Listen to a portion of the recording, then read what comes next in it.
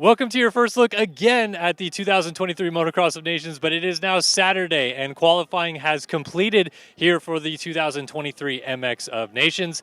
What a day it was, and of course it's all brought to you by 60 Helmets.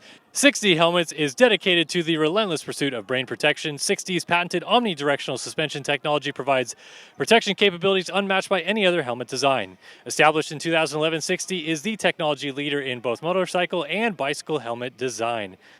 As I said, it was quite the day of qualifying racing after everything that happened on Friday, getting ready for the qualifying races, ballot pick, everyone checking out the track, and hearing from the riders as well coming into this weekend. So we started off with the MXGP qualifying race.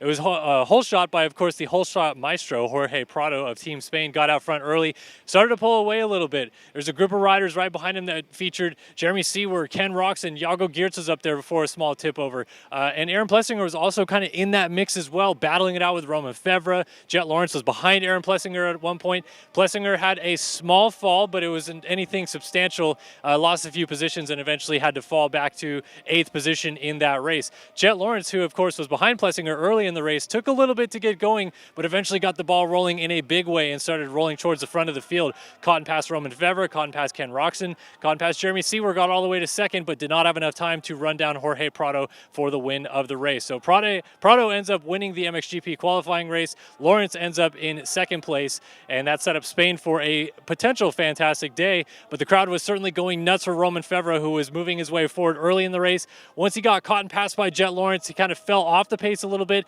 and had to regroup, but still ended up a strong 5th in that moto. The MX2 qualifying race, Team USA's RJ Hampshire actually rocketed out to the whole shot in that one, and that was really exciting to see for the American fans, but then he as well also had a small fall on the first lap, dropped him from 1st back to 6th. So from there, it became a little bit of a yo-yo game between Simon Langenfelder and Tom Vial. Langenfelder took the lead because he got around Vial before the end of the first lap, started to get away a little bit. Vial started to reel him back in, and they're kind of going back and forth for quite a long time.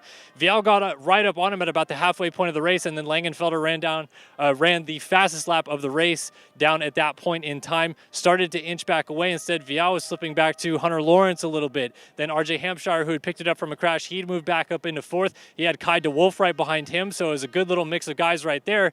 But then as the laps wound down, it seemed like Langenfelder either ran out of steam, maybe got a little bit of arm pump. Something happened there for him for sure, because he started to fall back into the clutches of Vial again. Vial also picked up the pace a little bit, and before you know it, Vial was on him. The white flag waved, or the one-lap board over here in Europe as they use, and Vial was able to get around him on the last lap, much to the delight of the home French crowd. And even Vial, when he crossed the finish line, saluted the crowd, did a little bit of a fist pump, and then stopped after the finish line to turn towards this raucous crowd here in France. It was a unbelievable day with the crowd just cheering their home guys on, but Vial gets the win in that one. Langenfelder did hold on for 2nd, and then Hunter Lawrence came home in 3rd, still nursing that sore back a little bit, but definitely looked a little bit better in the afternoon than he did in free practice in the morning. So then attention turned into the open class, the final qualifying race of the day. Maxime Renault, Team France, gets out front early on, kind of walks away from it from there. Christian Craig was giving a little bit of trouble early on. Craig made a small bobble. Estonia's Harry Kulas got by him and then started to try to reel in Renault out front, but Renault started running some purple lap times and pulling away from the rest of the field. Craig started to get swallowed up a little bit. He had some guys coming from behind. Ruben Fernandez was moving up. Dean Ferris was also right in the mix for Team Australia. Fernandez really was kind of the guy on the move aside from Renault at the front.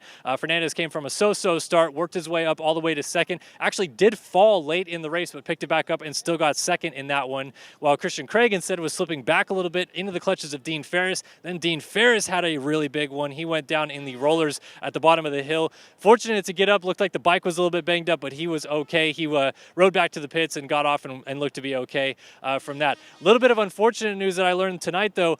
Glenn Koldenhoff of Team Netherlands went down in that race, and it sounds like he has a concussion and a broken rib, so we do not expect Koldenhoff to be back for the Netherlands tomorrow. They did still qualify into the A races, but no Koldenhoff for the Netherlands. That'll definitely put a detriment in any chances that they have to contend for either the win or the podium in that situation. When it was all said and done, Renault won the open class to couple with Vial's win in the MX2 class. They take a drop score today, and Vial's drop score of a 5 wasn't needed. They went 1-1 on the day, so France essentially perfect in front of this home crowd.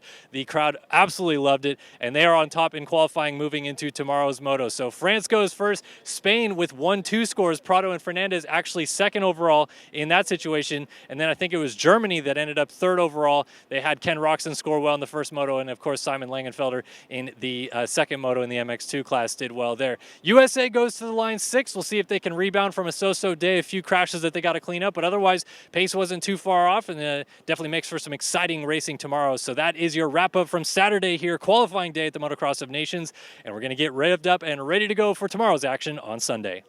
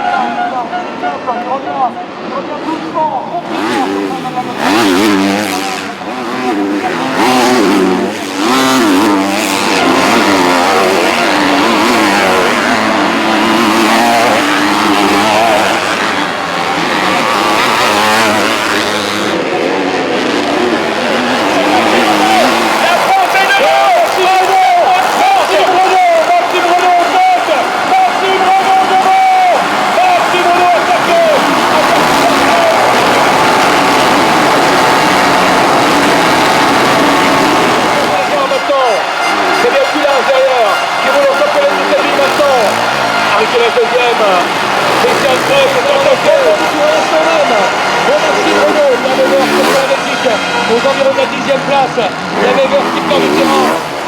Maxime Renaud qui s'envole, Pilas, et Kellen Brauer qui est en 15e,